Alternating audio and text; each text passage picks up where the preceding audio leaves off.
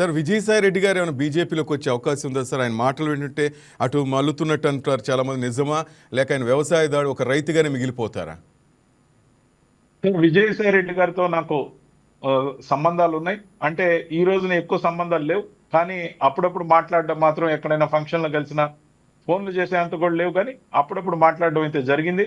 ఆయనలో ఉన్న బాధ కూడా నేనేదైతే వ్యక్తపరిచాను అదే వ్యక్తికి వల్లనే ఆయన బయట రావడం జరిగిందని చెప్పడం జరిగింది.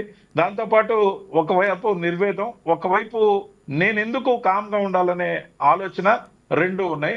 ఖచ్చితంగా కూడా విజయసాయి రెడ్డి గారు కానీ ఏదైనా ఒక స్టెప్ తీసుకుంటే రెడ్ల ఓట్లని ప్రభావితం చేసి రెడ్ల ఓట్లు కట్ అయ్యే అవకాశం ఉంది. So Vijayasai Reddy is good అంటారా, బ్యాడ్ అంటారా సార్ ఫైనల్గా? విజయసాయి రెడ్డి గారి మీద కూడా జగన్మోహన్ రెడ్డి గారి మీద ఉన్న కేసులే ఉన్నాయి, దాదాపుగా అవే ఉన్నాయి. దాంతో పాటు మద్యం కుంభకోణంలోకి సంబంధించి తనకు తెలిసిన వ్యవహారాన్ని అంతా వెల్లడించినట్టున్నారు. అందుకే ఆయన అరెస్ట్ కాకుండా బయట ఉన్నట్టున్నారు. ఇవి నాకున్న సమాచారం మేరకు చెప్తున్న అంశాలు. కాబట్టి చట్టపరంగా చర్యలు తీసుకోవాల్సి వస్తే జగన్మోహన్ రెడ్డి గారికి శిక్ష పడ్డ తర్వాతే విజయసాయి రెడ్డి గారికి కూడా శిక్ష పడుతుంది. అందులో ఎటువంటి సందేహం లేదు. ఇద్దరు 16 నెలలు జైల్లో ఉండి వచ్చారు.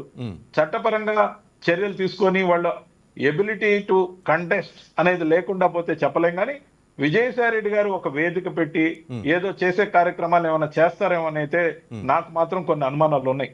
ఎందుకంటే ముఖ్యంగా జగన్మోహన్ రెడ్డి గారి పరిపాలన సంగతి అటుంచి ఆ పార్టీ యొక్క ఫంక్షనింగ్ అంతా సజ్జల రామకృష్ణారెడ్డి చేతుల్లోకి వెళ్ళిపోయిందని చాలా మంది 85% ఆఫ్ క్యాడర్ ఆఫ్ వైఎస్ఆర్సీపీ అసంతృప్తితో ఉన్నారు.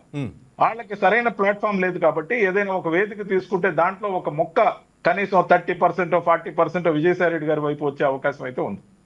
ఈ వీడియో మీకు నచ్చినట్లయితే లైక్ కొట్టి షేర్ చేసి మా వైకే టీవీ ఛానల్ని సబ్స్క్రైబ్ చేయండి.